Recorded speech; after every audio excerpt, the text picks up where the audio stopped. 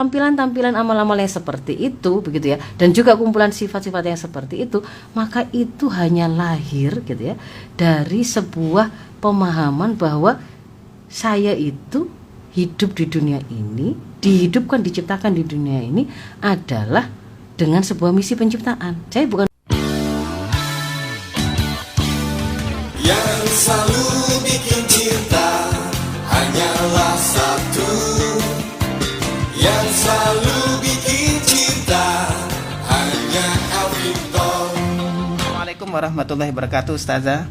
Waalaikumsalam warahmatullahi wabarakatuh. Alhamdulillah. Bagaimana kabarnya hari ini, Ustazah? Sehat walafiat? Alhamdulillahirrahmanirrahim, Mas Ishak. Nggih. Semoga Mas Ishak dan keluarga serta dulur-dulur sekalian, teman-teman yang menyimak perbincangan kita pada pagi hari ini semua dalam keadaan sehat walafiat. Amin. Dan diberkahi semua urusan kita. Amin, amin, amin ya rabbal alamin. Begitu juga panjenengan, Ustazah. Amin. Semuanya. Ya, Ustazah, kali ini kita akan mengaji mengenai keadaan generasi kita. Ini sebenarnya ada apa sih? Iya, betul. Saya ingin menyapa dulu ya, Iya, silakan. Mas Ishak ya. Bismillahirrahmanirrahim. Assalamualaikum warahmatullahi wabarakatuh. Waalaikumsalam warahmatullahi wabarakatuh. Alhamdulillah, musallian ala rasulillah, la haula wala quwata illa billah. Rabbi shrah li sadri wa yassir li amri wa hlul 'uqdatam min lisani yafqahu qawli. Amma ba'd. Dulur-dulur Victor dan sahabat-sahabat sekalian yang menyimak perbincangan kita pada pagi hari ini ya, Mas Ishak. Nggih. Terutama sekali kalau kemudian kita mau angkat fakta yang dekat dengan kita. Kemarin di Surabaya, di Sidoarjo ya. Sidoarjo. Beberapa kali kalau saya membaca dan mendengar dari channel SS ya atau Iya. E100 ya kalau Iya. di sosmednya. Itu kan hampir tiap hari ada pemberitaan anak-anak kita yang dilaporkan oleh orang tua mereka pergi dari rumah gitu, kehilangan, hilang. Iya, nggak ada kabar. Nggak ada begitu. kabar, tiba-tiba hilang. Berapa hari? Ada yang mengatakan disertai dengan memang di rumah baru saja ada masalah, keluar dari rumah tengah malam, kemudian naik ojek sampai ke Suramadu. Ada yang kemudian ditemukan di peti kemas dan seterusnya. Tapi sudah kemudian beberapa hari kemudian ternyata kita menemukan mereka dikabarkan sudah ditemukan dalam keadaan sudah tidak bernyawa, sudah meninggal dunia. Bahkan kalau mungkin yang agak-agak viral terbaru itu kan anaknya karena PJ Gubernur Papua ya, Iya, kemarin. perempuan ya, yang kemudian ditemukan sudah meninggal di sebuah rumah yang baru dikontrak oleh sang pacar, dan pacar itu tadi hanya dikenalnya 2 minggu sebelumnya melalui sosmed. Ya Allah. Ya, jadi apa sebenarnya kemudian ya yang sudah terjadi pada anak-anak kita? Itu kan pertanyaan yang kemudian harusnya kita semua, terutama kita orang-orang tua, para pendidik, orang-orang yang peduli dengan generasi ini, kita ketika membaca itu kan kemudian pasti harus bertanya gitu ya. Iya. Sebenarnya ada apa toh nak gitu ya? Kok kenapa kok anak-anak ini itu kok mudah sekali, kok kalian tuh kok mudah sekali minggat? Iya. Apa rumah itu ndak nyaman lagi untuk kalian? Apakah rumah itu bukan tempat yang paling nyaman? Apakah berbicara dengan bapak ibumu, orang-orang yang ada di rumah, di keluarga dekatmu itu bukan sebuah tempat yang paling hangat untuk kemudian kalian itu mencari solusi atas persoalan yang ada? Misalkan seperti itu kan, minimal kan pasti ada orang yang akan bertanya seperti itu. Iya. Kenapa kok seperti itu? Makin kesini kok makin banyak. Kok bagaimana orang tua yang membesarkan dari kecil seolah-olah kok kalah ya dengan orang yang baru dikenalnya seminggu yang lalu, 2 Ya minggu yang Allah, lalu, iya. lalu ngejak ketemuan, anaknya kok ya berangkat, padahal juga barusan gitu kenal begitu. Lalu kemudian akhirnya mereka jadi korban kejahatan. Nah, sebenarnya apa sih sebenarnya yang sedang terjadi pada anak-anak kita? Kalau saya mencoba menganalisa gitu ya Mas Ishak, paling tidak itu secara singkatnya itu ada 2 hal ya. 2 hal yang secara nyata bisa kita lihat dari fenomena ini. Fenomena ini yang pertama menunjukkan bahwa anak-anak kita meskipun ada pada usia sudah kuliah ya, usianya itu sudah dewasa. Iya. Karena yang hilang itu kan ada dari SMP, ada juga yang SD ya. Kalau SD mungkin bisa jadi ada sampai SD. penculikan ada gitu. Tapi yang karena keluar dari rumah itu kan rata-rata antara SMA sama kuliah. Kalau yang keluar dari rumah minggat-minggat itu. Nah, ternyata ketika kemudian kita lihat anak-anak itu meskipun sampai dia itu sudah dewasa, ternyata belum memiliki kemampuan untuk melakukan problem solving terhadap persoalan yang mereka hadapi dengan tepat ya. Mereka belum bisa menyelesaikan persoalan yang mereka hadapi itu dengan benar, dengan memilih perilaku, sikap dan sifat yang tepat gitu ya. Itu yang pertama. Padahal mereka sudah, kalau kita mau konversikan tuh ke berapa lama mereka itu dibesarkan, dididik, dibina, bahkan misalnya disekolahkan ya. Sekolahnya itu bisa sampai puluhan tahun loh, kalau kuliah itu kan sudah puluhan tahun sampai aneh. Nah, kok kemudian sudah disekolahkan sekian puluhan tahun, mungkin sudah 20-an tahun, belasan tahun, tapi kok kemudian masih belum bisa memiliki kemampuan bersikap dengan tepat saat menghadapi masalah. Itu kan catatan pertama, kenapanya itu. Lalu yang kedua, fenomena mudah minggatnya anak-anak kita itu juga saya lihat menunjukkan bahwa keterlekatan mereka kepada rumah, keterlekatan mereka kepada orang tua itu kurang gitu ya. Kurang. Sangat kurang. Sehingga kemudian mereka mudah untuk memilih meninggalkan orang tua atau rumah tadi. Dan itu dulu biasanya para pelakunya ini tadi tuh, kalau zaman-zaman sebelumnya itu adalah orang-orang yang anak-anak emang masa kuliah, lalu semakin kesini semakin ke lebih muda, SMA, SMP, karena dikaitkan dengan keberanian mereka untuk kemudian lepas dari orang tuanya gitu ya. Itu kalau dulu kalau masih SMP, SMA itu masih mikir saya nggak berani karena saya masih sanggup juga dari orang tua, makan, minum, pakaian semuanya masih dari orang tua begitu. Tapi kemudian dengan era sosmed yang membuat mereka terkoneksi dengan siapapun di luar, sementara mereka juga tidak terkoneksi dengan orang tuanya gitu ya. Kemudian dia merasa bahwa di luar itu ternyata ada orang yang lebih sayang kepadanya daripada orang tuanya di rumah, yang kemudian ternyata sepertinya begitu ya, kalau dia hasil korban grooming ya, yang memang sengaja disasar oleh para predator anak-anak yang kurang perhatian, itu kan memang mereka biasa kayak dibikin ketemu dengan seseorang yang membuat dia merasa mendapatkan perhatian sangat penuh, sampai kemudian mereka merasa inilah masa depan saya bersama orang inilah yang barusan dikenal tadi tuh, yang barusan dikenal seminggu yang lalu, 2 minggu yang lalu. Dengan dia saya mendapatkan kasih sayang, saya mendapatkan perhatian, dan dia juga menjanjikan nanti saya akan disekolahkan, saya akan dikuliahkan, nanti saya akan dinikahi. Nah itu yang kemudian hari ini tuh ternyata itu bisa membuat anak-anak usia SMP bahkan sudah mulai ada yang berani keluar dari rumah gitu. Nah sekarang kita coba lihat satu persatu ya. Dari sisi yang pertama tadi, bahwa fenomena itu menunjukkan ternyata anak-anak kita belum memiliki karakter yang kuat, yang memiliki kemampuan bersikap, berperilaku, bersifat yang tepat. Termasuk ketika dia memiliki masalah. Dia bisa menyelesaikannya dengan tepat. Nah, itu kalau mau diurai, dirunut, salahnya di mana? Awalnya bagaimana gitu ya? Kalau kita bicara tampilan amal dan perilaku yang ditampakkan oleh anak-anak kita, itu sebenarnya adalah buah. Jadi dia itu bukan sesuatu yang paling mendasar, tapi dia itu sesuatu yang dihasilkan. Dia itu adalah buah dari pohon kepribadian sang anak. Nah, pohon kepribadian sang anak karena namanya buah itu ya sejenis dengan benih apa yang kita tanam gitu loh. Kalau kita mau panen buah mangga, ya berarti sejak awal pohon yang akan menghasilkan buah mangga itu ya pasti pohon mangga, dan pohon mangga itu hanya akan tumbuh dari benih bibit pohon mangga kan begitu. Tidak bisa yang lain. Kita berharap panen stroberi yang kita tanam kemudian kangkung, kan tidak bisa. Nah, itu pasti, itu logikanya sebenarnya seperti itu. Nah, kalau kemudian kita ingin anak-anak saya itu tampilan amalnya adalah tampilan amal yang menunjukkan bahwa dia itu taat kepada syariah, bergaulnya dengan benar, tidak berzina, dia anak yang faham bahwa hidup harus dipertanggungjawabkan kepada Allah, bahwa sayang kepada orang tua itu adalah juga bentuk dari birrul walidain atau birrul walidain itu bahasa Indonesianya berbakti pada orang tua, yang itu diwajibkan oleh Allah. Siapa Allah? Allah adalah Tuhannya, bahwa orang tua itu adalah orang yang sangat sayang kepadanya, yang punya tanggung jawab untuk mendidik dia, dan itu adalah diwajibkan oleh Allah gitu ya.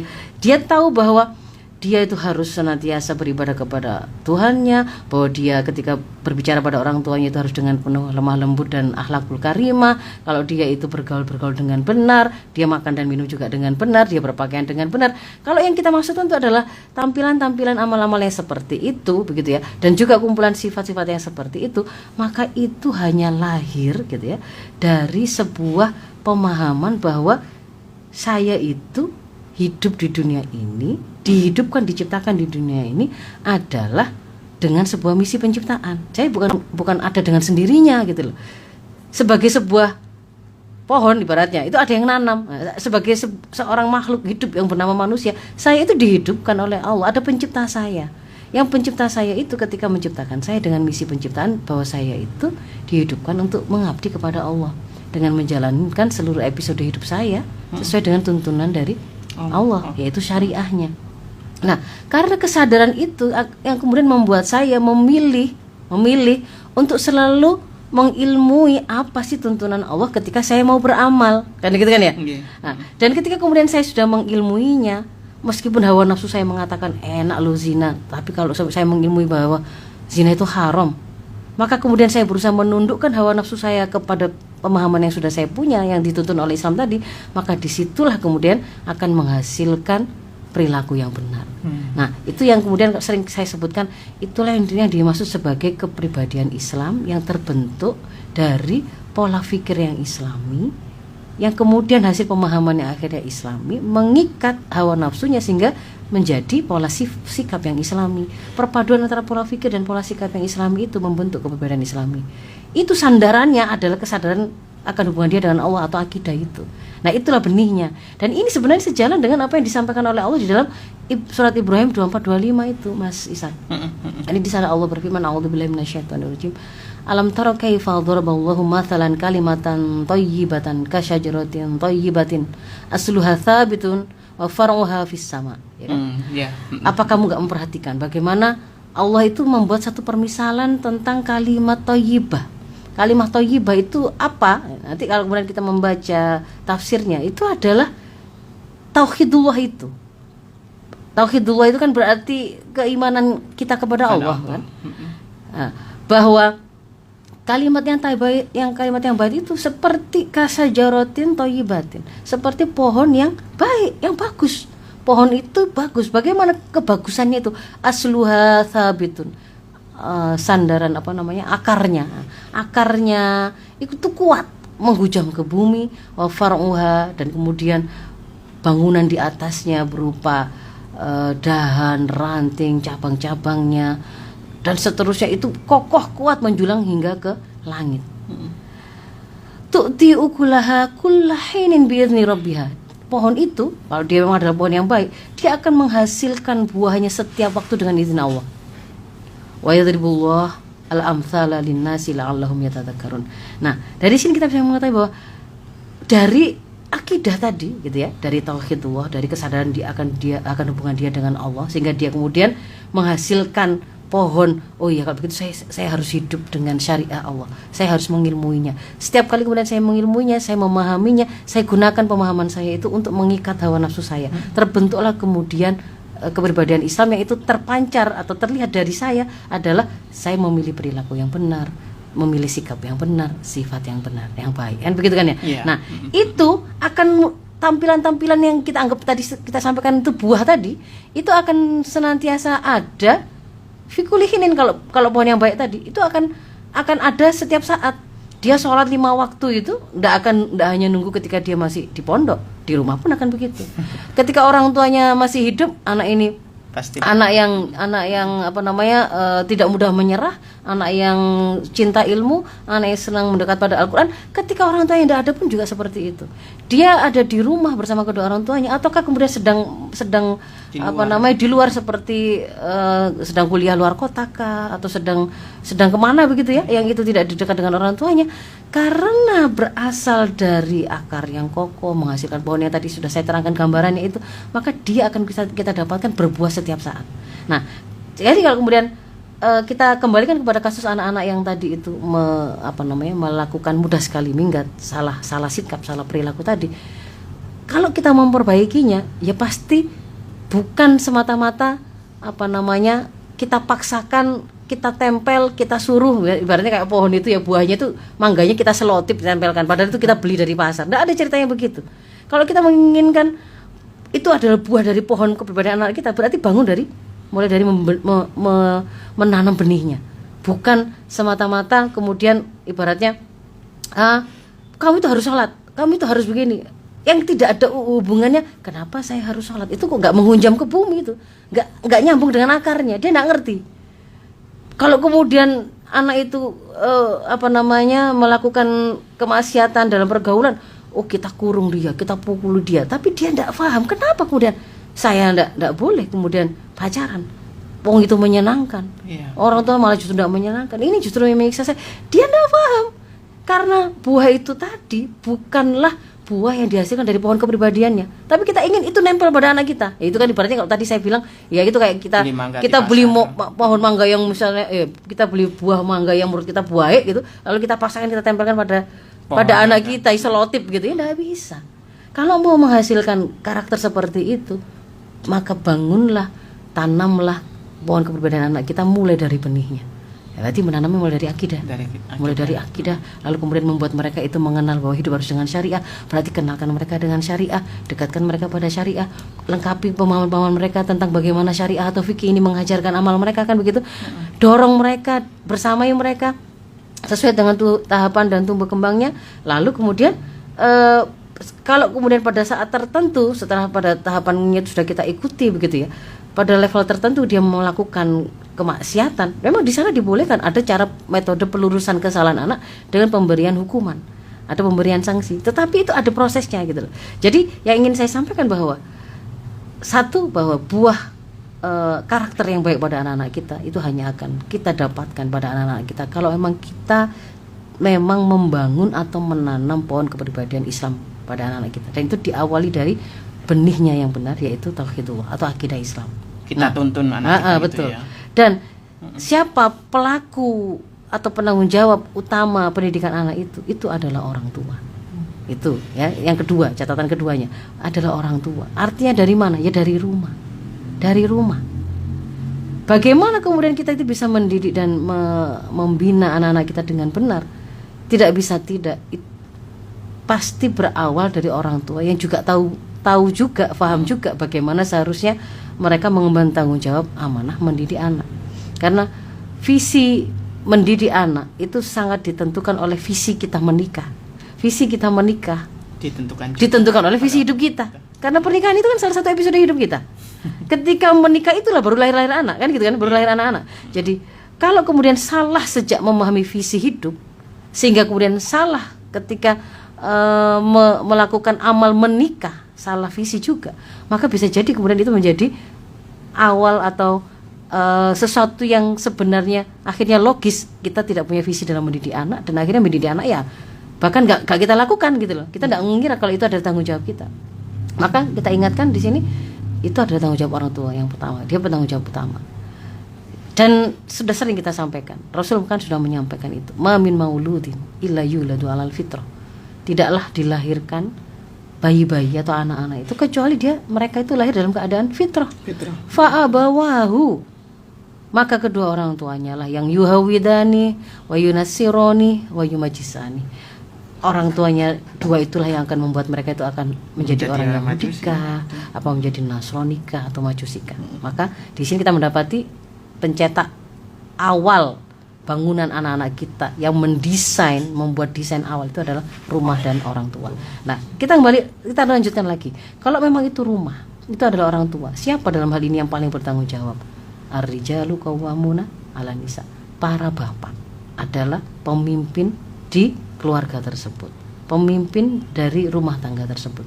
Maka para bapak adalah orang yang paling bertanggung jawab atas segala apa yang terjadi pada anggota keluarganya, ya istrinya, ya anak-anaknya. Termasuk kalau kemudian ternyata kok anak-anak saya kok jadi anak-anak yang berandalan, anak-anak saya kok jadi anak-anak yang bangsat gitu, tanda kutip ya.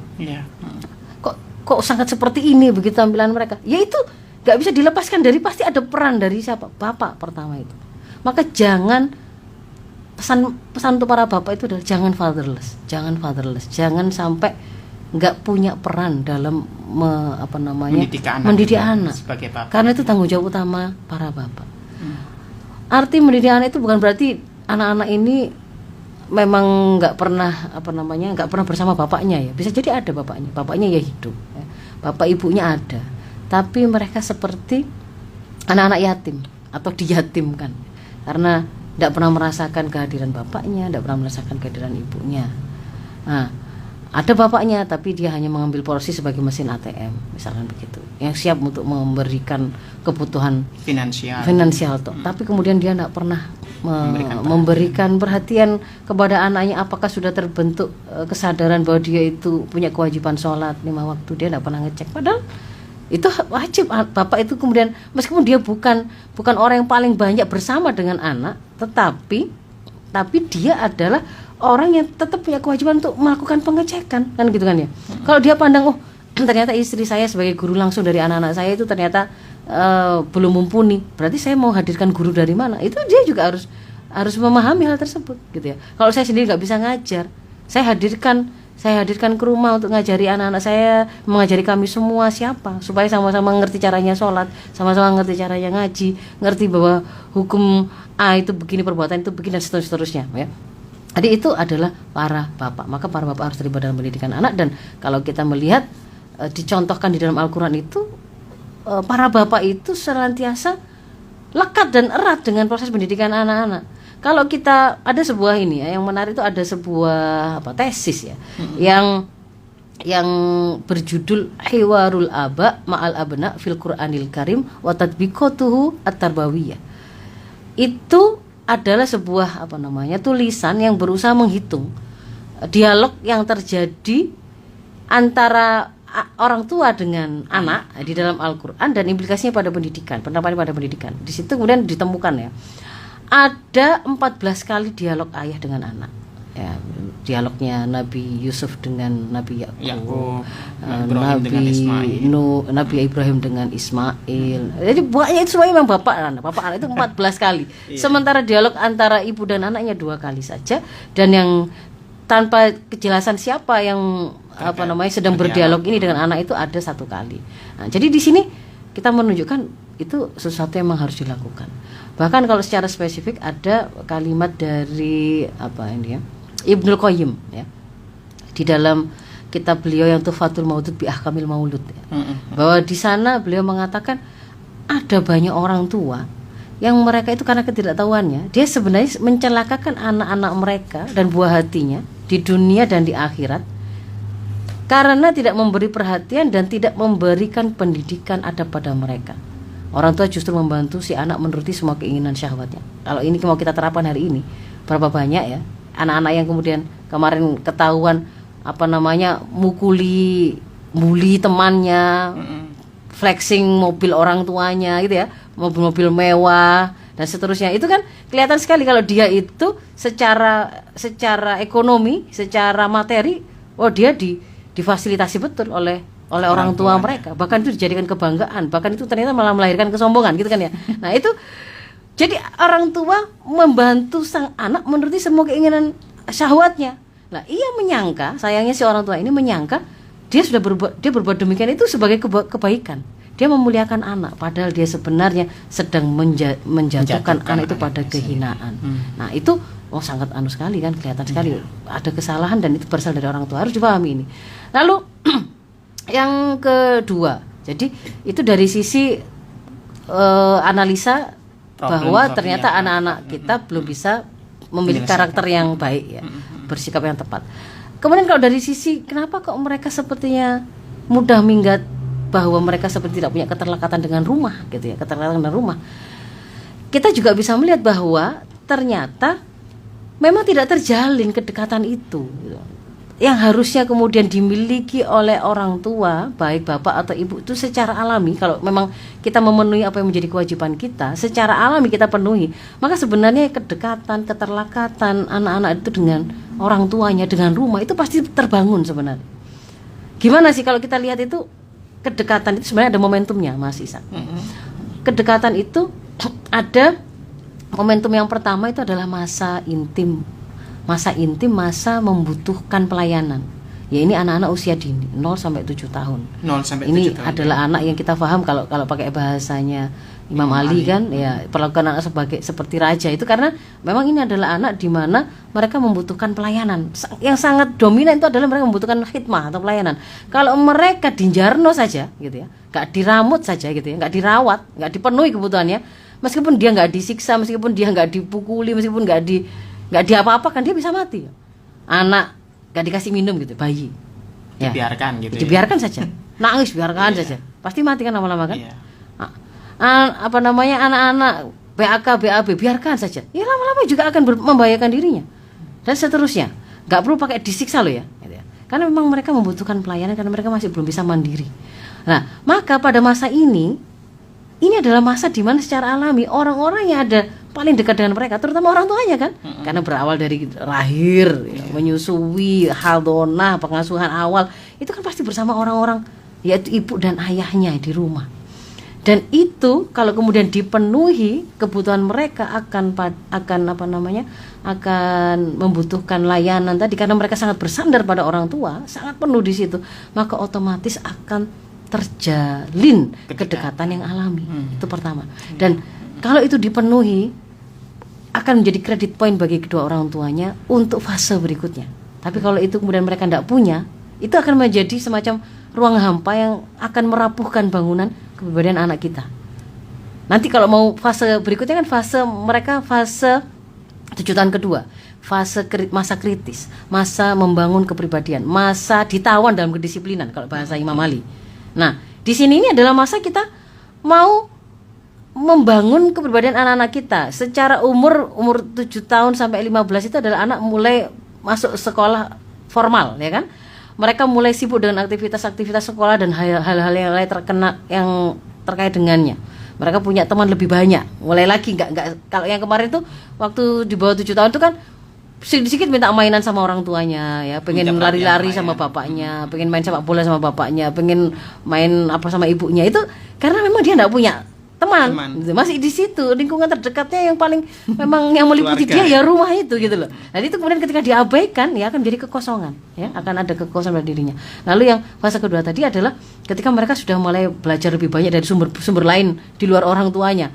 Nah, dia juga melihat dari gurunya, teman-temannya, dia bisa jadi di situ mulai membandingkan kayaknya bayikan orang tuanya si A ya daripada orang tua saya. Nggak pernah ibunya kayaknya nggak pernah bentak-bentak gitu. Kalau ngajari itu kayaknya lembut gitu ya. Kalau manggil loh pakai panggilannya itu saya menyenangkan ya. Sayang. Nah kalau saya kalau dibangunkan itu tak nyos ya gitu.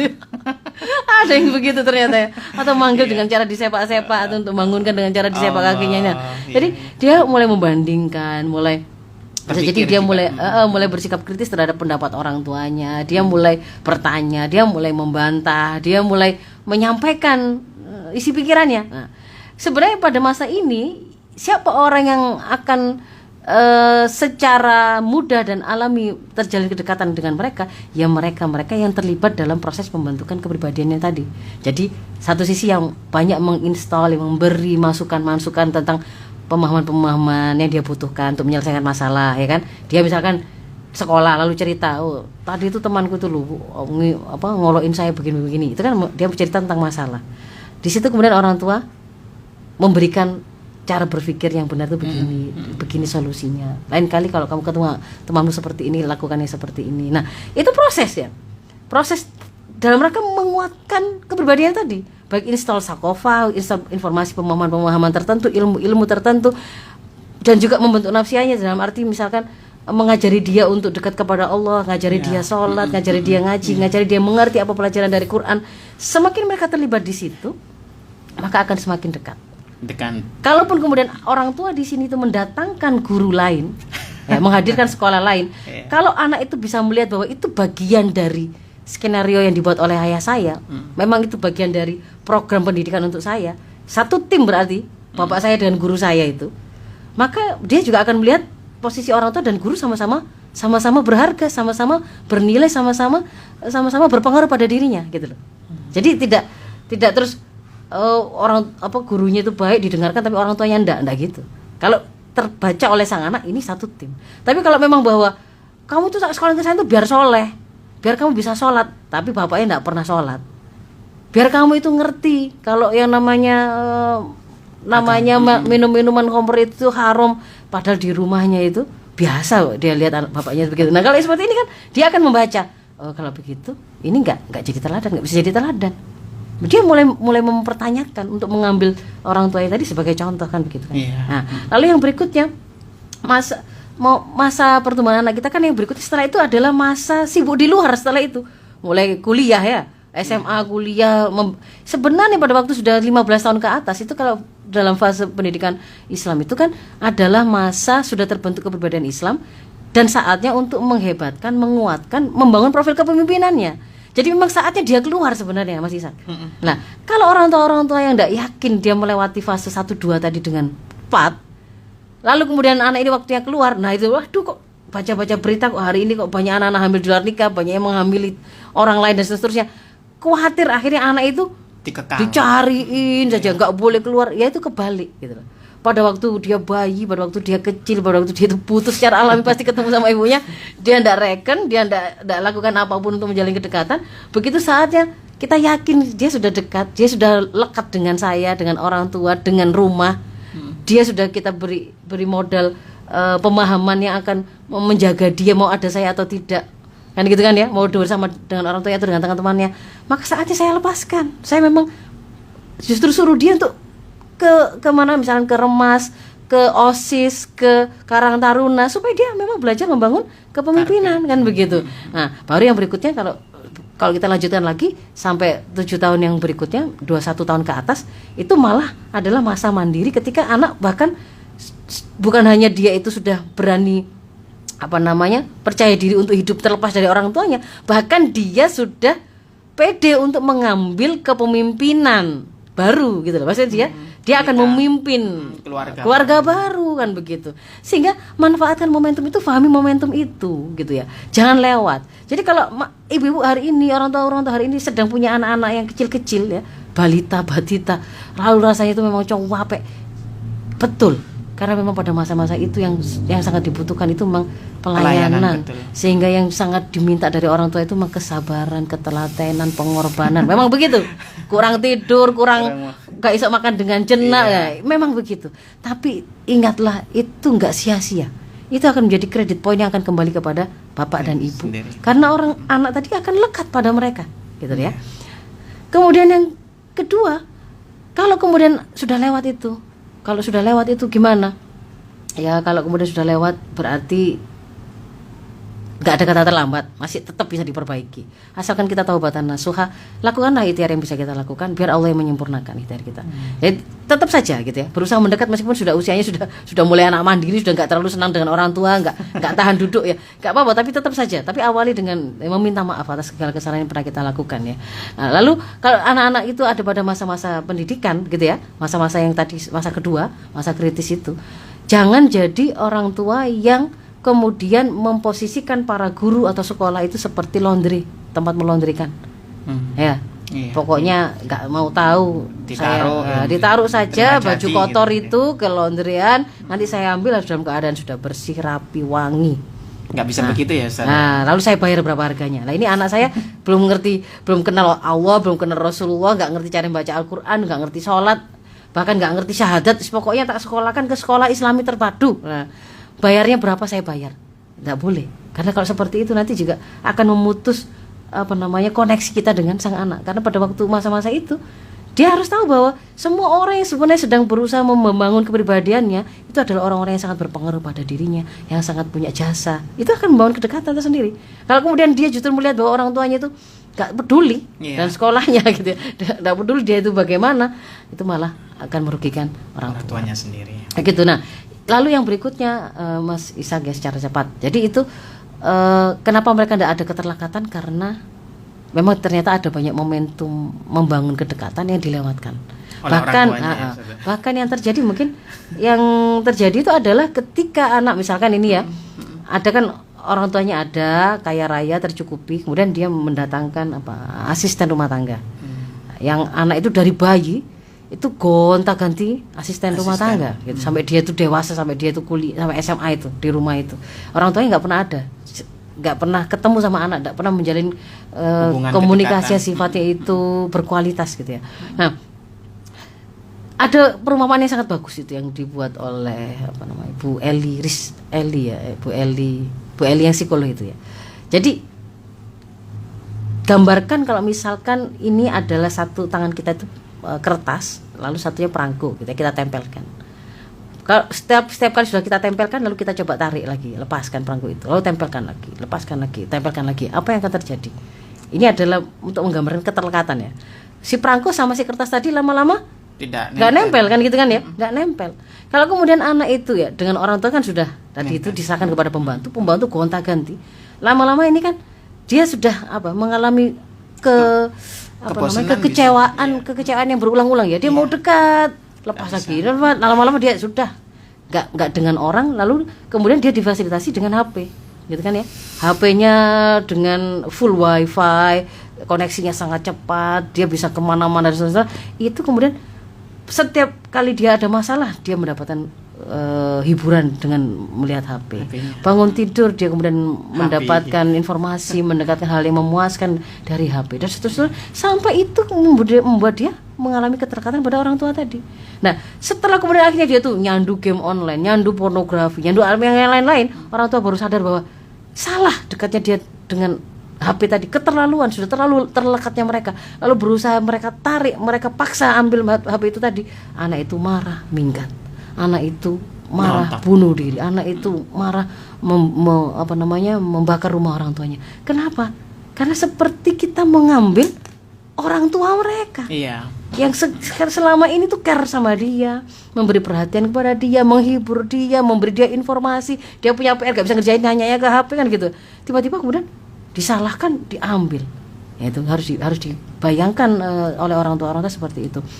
Maka kalau ingin anak itu punya keterlekatan, jangan, kalau kita ingin anak itu nggak lekat kepada HP atau orang lain, maka dekatlah. Orang tua itu dekatlah pada anak. Harus hadir gitu ya. Iya. Orang tua itu sesuai dengan momentumnya tadi.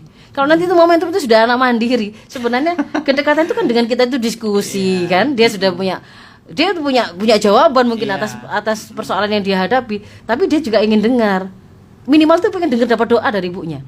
Iya, Saya tuh begitu ya, saya tuh pengen coba kerja ke sana. Sebenarnya dia punya rancangan begini-begini, tapi dia menceritakan ke orang tua seperti bicara dengan teman, dan di situ orang tua itu ketika menyampaikan, karena dia dekat, dia bisa menyampaikan apa saja. Tanda bahwa orang tua itu dekat dengan anak adalah dia bicara itu tidak perlu susah ngatur, saya mau bicara apa, dimulai dari mana, nanti anakku salah terima apa enggak gitu ya. Kalau dia dengan enak bisa bicara apa saja, anak juga bisa bicara apa saja dengan orang tua, berarti mereka dekat. Tapi kalau kemudian kita itu mau ngasih tahu anak, kamu jangan pulang malam-malam Poyo gitu ya, itu kok kesusahan, kayak keluh, takut anak ini ngiranya saya itu enggak sayang, nanti dia minggat, berarti enggak dekat. Itu indikator gitu ya. Ya, yang berikutnya beberapa hal adalah memang untuk jadi orang tua seperti itu butuh ilmu, maka penuhilah orang tua harus ngaji, dan untuk menghindarkan anak-anak kita dari kemaksiatan itu pastikan harta yang halal kita berikan pada mereka adalah harta yang halal. Mungkin itu dulu Mas Ishak ya. Ya, baik Ustazah. Ini juga sudah mulai masuk pertanyaan-pertanyaan dari Dulur El Victor. Kita akan lanjutkan lagi Ustazah Anji setelah jeda berikut ini. Ya Dulur, ini sudah saya tampung beberapa pertanyaan dari Dulur El Victor. Kita akan lanjutkan lagi Dulur. Jangan kemana-mana, tetap di Fajar Syiar El. Ya baik Dulur El Victor, kita lanjutkan kembali. Ini menarik sekali ya, berhubungan dengan anak-anak kita, terutama generasi kita yang harusnya orang tua itu hadir untuk anak, tetapi karena keadaan mungkin juga. Ya Ustazah, ini juga sudah masuk pertanyaan dari Dulur El Victor. Bagaimana Ustazah jika nanti orang tua ini notabene adalah seorang pekerja yang minim meluangkan waktu untuk anak, apakah juga bisa memberikan perhatian atau bisa melekatkan untuk mendekatkan diri kepada anak, atau bagaimana? Adakah solusinya Ustazah? Ya. Jadi kita itu mau kita posisinya sebagai pekerja ataukah direktur ataukah rakyat biasa ataukah pemimpin atau siapapun itu, tetap saja bahwa amanah anak kita untuk kemudian mendapatkan pendidikan dan pembinaan dari kita sebagai orang tua mereka, itu nggak akan hilang gitu loh. Sama dengan, jadi dia itu bukan sebuah kewajiban yang saling menihilkan atau menegasikan atau saling menghapus ya. Ketika kita itu jadi anak, kita punya kewajiban untuk melakukan birrul walidain kepada orang tua, ya kan, berbakti pada orang tua. Kemudian ketika dalam perjalanan kita menikah, maka itu menambah status baru kita, gitu kan, profil baru kita. Bukan menghapus. Kalau saya sudah menikah, berarti posisi saya sebagai istri, posisi sebagai anak hilang kan? Hilang, iya, enggak. Tetap. Posisi sebagai anak tetap, yang di situ ada kewajiban birrul walidain tadi, berbakti pada orang tua juga tetap. Tapi dia mengambil amanah baru sebagai suami, sebagai istri. Ketika kemudian dalam pernikahan mereka itu kemudian mereka memiliki anak, mereka jadi orang tua, jadi bapak, jadi ibu, maka itu kewajiban mendidik anak-anak mereka yang lahir dari keluarga, dari pernikahan mereka itu adalah kewajiban yang menambah amanah-amanah sebelumnya ada. Kan begitu. Jadi kalau tadinya itu suami punya kewajiban untuk menafkahi istrinya, ketika ada anak, menafkahi istri dan anaknya. Ketika dia jadi suami tadinya itu mempunyai kewajiban untuk membina dan mendidik istrinya, ditambah ada anak, ya tambah kewajibannya mendidik anaknya, kan begitu. Tidak kemudian anak istri lahir berarti ibu gak usah direken gitu. Enggak gitu. Apakah itu semampunya atau bagaimana, saudara? Bahwa kita memang diperintahkan oleh Allah untuk bertakwa semampu kita, sesuai istitoah kita. Memang iya, tetapi makna istitoah itu tidak seenak-enaknya udah kita dewe gitu ya. Ya, enggak maunya semau kita gitu enggak, tapi namanya ketidakmampuan itu kalau kita lihat penjelasan syara itu kan enggak mampu secara akal. Maka kalau orang gila, orang yang lemah akal kan enggak dapat taklif atau beban hukum dari syariat. Iya. Atau tidak mampu secara finansial untuk mendapatkan beban hukum tertentu. Orang yang tidak punya kemampuan untuk berhaji, ya dia tidak wajib haji, tidak berstatus muzaki karena tidak mencapai hartanya untuk haul dan nisabnya, ya dia tidak wajib zakat. Jadi di situ ketidakmampuan yang kedua dalam hal mal, atau ketidakmampuan secara fisik ya. Orang yang dalam keadaan sakit dibolehkan loh dia itu berbuka pada waktu Ramadan, nanti menggantinya di hari yang lain. Kalau kemudian dia sakit gak mampu berdiri sholat, boleh sholatnya sambil duduk, boleh sambil berbaring, bahkan sambil isyarat. Nah, jadi ketidakmampuan itu sebenarnya hanya dalam hal itu, ketidakmampuan secara fisik, secara finansial, secara akal. Bukan ketidakmampuan itu dalam hal ketidakmauan. Ketidakmampuan karena tidak mau gitu diukur ya. Sendiri karena gitu ya. Tidak mau, atau karena kemudian kok saya itu tidak mampu karena saya tidak punya ilmunya. Lah, tidak punya ilmunya itu sesuatu yang dalam hal yang kita bisa ikhtiari untuk kita ilmui atau tidak. Kalau iya berarti itu masih dalam rangka ranah ikhtiar kita, kan gitu kan ya. Jadi itu. Nah, sekarang gini, saya ingin untuk fenomena orang tua yang tadi itu ya, yang mereka banyak bekerja, termasuk juga terutama father ya. Fatherless itu memang bisa macam-macam, Mas Ishak ya. Bisa karena memang nggak ada orang bapaknya, yatim. Bisa jadi memang ya. Maka kalau dalam Islam itu anak yatim tidak harus dia kehilangan sosok bapaknya, karena pada waktu anak itu yatim itu kan ya, dia itu kan ada mekanisme wali yang susunannya siapa yang menjadi penanggung jawab sang anak itu tadi, itu sudah jelas dalam Islam, kan gitu kan ya. Kalau bapaknya tidak ada, dia punya saudara laki-lakinya, dia punya kakek, ya kan, dia punya cucu, jalurnya itu kan jelas itu perwalian itu dari jalur para bapak. Apakah itu kakeknya, apakah itu pamannya, pakdenya, atau saudara laki-lakinya, kan begitu dan seterusnya. Jadi pasti dia itu sebenarnya tidak kehilangan sosok orang tua, wali gitu ya, wali perwalian. Kemudian ya fatherless yang kedua mungkin karena perceraian ya, Nah, harus difahami, ini kan juga banyak fenomena ini. Suami-suami yang kemudian bercerai dari istrinya. Lalu ada yang terbaru kan, misalkan karena bercerai lalu sang istri membuka cadar karena harus menghidupi anak-anaknya. Nah, saya tidak bahas tentang membuka cadarnya, tapi kalimat dia harus menghidupi anak-anaknya. Sebenarnya itu menunjukkan bahwa ada yang kurang tepat di situ. Bapaknya itu meskipun dia bercerai dengan ibunya, tetap nanggung. Dia tetap anak itu tadi tetap anak bapaknya gitu loh. Tetap punya kewajiban dia melakukan pendidikan, pembinaan, termasuk nafkah. Tetap. Jadi enggak hilang. Meskipun bapaknya nanti menikah lagi, tetap anak itu punya hak atas kehadiran bapaknya. Fisik maupun pikiran maupun nafkahnya. Kemudian Kalau fatherless yang ketiga mungkin LDR ya. Fenomena LDR. Orang bapaknya kerja di luar kota, di luar negeri dan seterusnya. Nah, ini ada bahasan panjang tersendiri. Meskipun LDR, ada contoh yang sangat bagus itu kan yang dilakukan oleh Nabi Ibrahim dengan Nabi Ismail. Itu LDR, bapak yang LDR. Tapi meskipun LDR, beliau bagaimana? Kita bisa belajar dari Nabi Ibrahim. Kurang sibuk apa toh?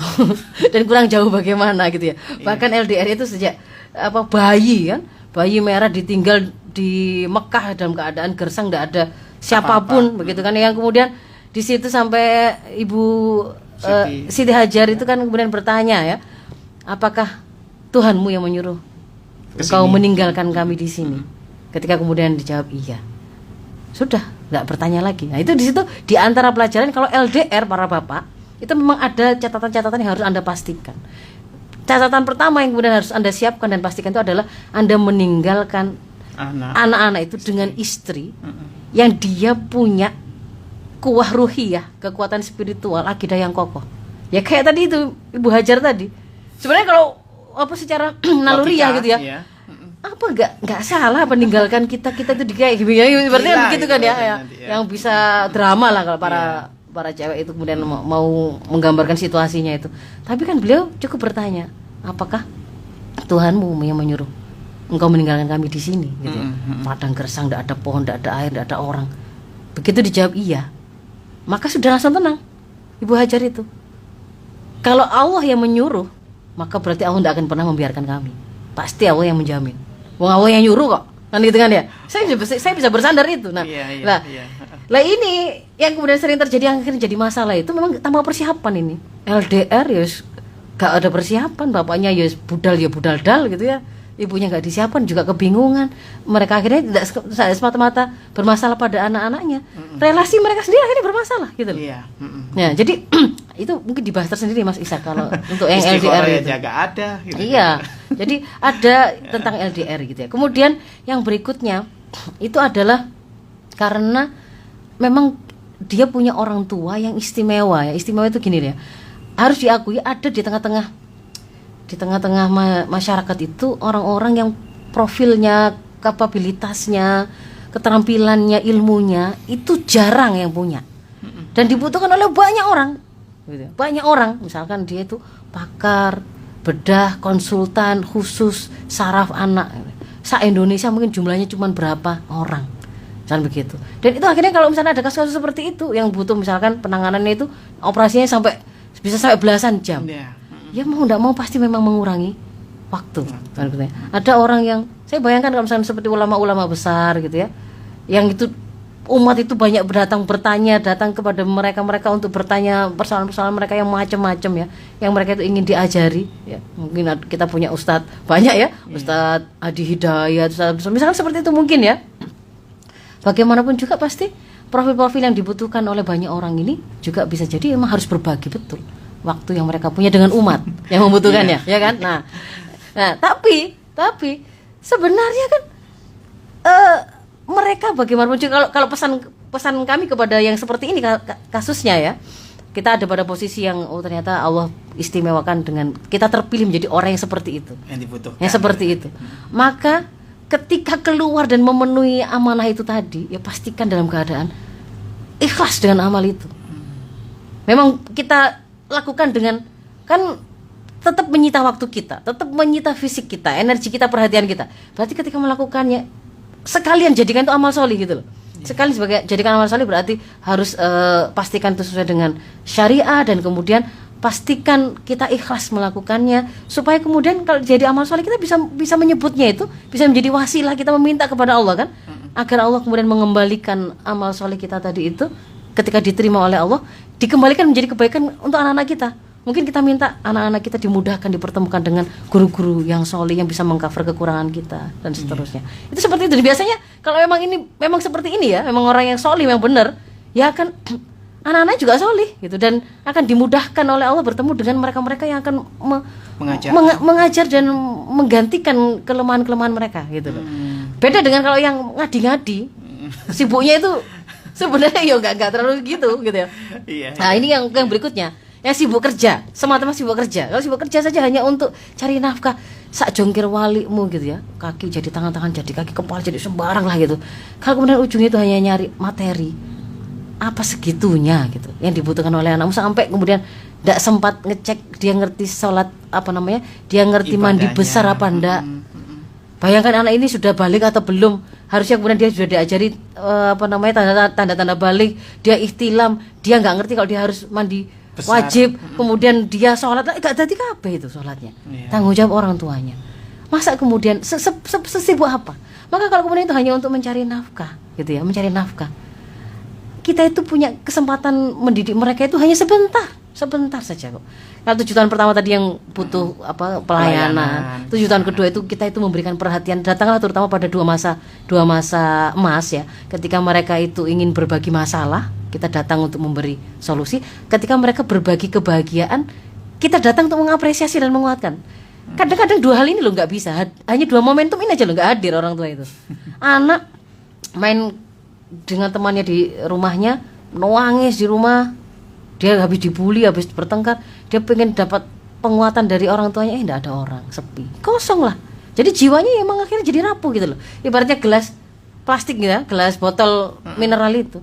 Kalau dia isinya pasir yang pasek gitu ya, diisi setiap hari dengan kasih sayang halus ya, penuh ya, dia kokoh berdirinya. Tapi kalau dia tuh kosong, ya dia kena angin sedikit mudah roboh gitu ya. Yang terakhir ini yang paling parah itu orang tua yang, kenapa ada fatherless? Orang tua yang ada dan tidak adanya itu sama. Sajane dia ada gitu ya, di rumah terus ya, nggak kerja, nggak ngapain, nge-game saja gitu ya, tidur saja. Nah ya kayak begini nih ya, mau taubat gitu, nah segera taubat itu. Nyari apa? Nyari apa kita itu kalau seperti itu? Ya itu. Nah saya ingin menutupnya dengan sebuah ini ada quote yang kayaknya bagus untuk kita itu meresapinya gitu ya. Disampaikan oleh Jean-Jacques Rousseau, seorang filosof Prancis ya.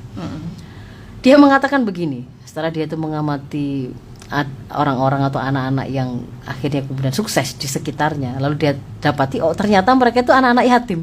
Anak-anak yatim yang ditinggal mati oleh bapaknya sejak kecil. Nah, lalu dia sampai bikin kesimpulan, hadiah terbaik seorang ayah bagi anak-anaknya ialah hanya jika engkau meninggalkan mereka karena kematian di usia awal mereka. Jadi dia sampai ambil kesimpulan, sing apik ku nek orang tua atau bapak itu mati ketika anaknya itu masih kecil. Loh kok gitu? Gitu kan. Karena ternyata setelah ditelusuri ini menurut dia ya. Iya. Dengan dia itu mati gitu ya. Kemudian kan ibu ini ternyata mengambil porsi untuk mendidik anaknya, dan dia kemudian membangun profil bapak yang sudah mati tadi sesuai dengan yang dia butuhkan untuk membesarkan dan menghebatkan anaknya. Masya Allah. Bapakmu itu begini. Anak ini kan tidak pernah tahu bapaknya seperti apa. Dia mengikuti, dia membangun dalam benak dia itu bapak saya itu hebat seperti kata ibunya. Gitu, seperti kata ibunya. Dan itu membuat dia itu termotivasi. Nah, bagi sang ibu gitu ya, ini pelajaran bagi sang ibu. Bapak nggak ada pun Anda itu masih bisa menghebatkannya. Ya kan? Bukan berarti kemudian wah saya itu nggak bisa ngapa-ngapain, nggak ada bapaknya. Enggak, bisa gitu loh. Itu bagi ibu. Tapi kalau kemudian bapaknya masih ada di situ, ya berarti jangan mbok rendah-rendahkan, jangan mbok hancur-hancurkan profilnya. Memang bapakmu itu begini yang itu lawang bapaknya itu dibutuhkan untuk dihebatkan di depan anaknya supaya terbangun profil kepemimpinan. Kok ini malah ibunya yang menghancur-hancurkan? Jangan lakukan itu. Ya. Kalau bagi bapaknya, mosok sirek hadiah terbaiknya itu adalah kalau panjenengan itu mati ketika bayi, anak-anak itu. Apa iya? Kalau sekarang itu dikasih oleh Allah kesempatan hidup, kalau begitu jadilah orang tua yang hebat, kan begitu. Jangan kemudian kematian itu malah lebih baik ternyata, gitu loh. Jangan, gitu. Tapi kalau seandainya pun sebenarnya kemudian Allah kehendaki kematian, orang tua Rasul itu, ya beliau juga yatim gitu loh. Nabi Muhammad itu yatim piatu. Iya, yatim piatu sejak kecil, dan itu tidak membuat beliau tidak bisa menjadi orang hebat. Jadi memang sebenarnya bukan masalah ini karena yatim, karena enggak, tapi sebenarnya ini komitmen kita untuk berusaha melakukan ikhtiar terbaik untuk melaksanakan amanah. Lakukan dulu, jalan dulu, nanti Allah yang akan menyempurnakan sisanya, gitu. Ya, mungkin itu ya. Saya kira ada kesempatan atau sudah habis? Sebenarnya mau mengambil dari telepon saja karena waktu juga terbatas juga begitu ya. Iya, iya. Ya. Baik dulur El Victor, itulah kajian pada pagi hari. Oke, silakan ditutup Ustazah. Mungkin ada ke dulur El Victor juga. Jadi dulur El Victor, semoga kita dimudahkan oleh Allah untuk melaksanakan amanah kita, mendidik dan membina anak-anak kita. Amin. Ini adalah amanah yang memang membutuhkan komitmen, membutuhkan ilmu. Maka jangan ragu untuk harus mengalokasikan waktu khusus untuk ngaji. Memang di keluarga muslim itu harus ada jadwal khusus untuk ngaji. Ya. Jadi kalau kemudian kita lihat pelajaran dari tentang ketidakhadiran ayah yang disampaikan oleh Jan Jacques Rousseau tadi, kalau hari ini ayah itu ada, maka jadilah profil teladan terbaik. Tapi seandainya pun kemudian qada Allah, bapak-bapak ini tidak ada, itu bukan akhir segalanya, gitu. Bukan akhir segalanya. Bahkan seorang ibu bahkan bisa menghebatkan profil bapaknya yang tidak ada tadi, meskipun bapaknya tadi penjahat gitu ya, karena anaknya kan nggak akan bisa mengonfirmasi. Karena dia tidak bisa nanya, tidak bisa lihat, oh ya bapak saya sebenarnya nggak kayak yang diceritakan ibu. Tapi seorang ibu sebenarnya bisa menghebatkan profil ayahnya. Maka saya ingin memberi garis bawah yang hari ini penyakitnya para ibu-ibu itu justru lebih mudah menghancurkan profil bapaknya di hadapan anak-anaknya. Jangan dilakukan. Itu bahkan hak kepemimpinan dari suami. Tidak boleh kita menghancurkan. Tidak boleh kita hancurkan. Harus kita muliakan, harus kita hormati, harus kita posisikan mereka itu sebagai orang yang kita dengarkan gitu ya. Kalau kemudian ada kekurangan-kekurangan, sama-sama belajar untuk saling mengisi. Saya kira mungkin itu Mas Ishak, terima kasih sekalian. Aku minkum ihdinas shiratal mustaqim. Assalamualaikum warahmatullahi wabarakatuh.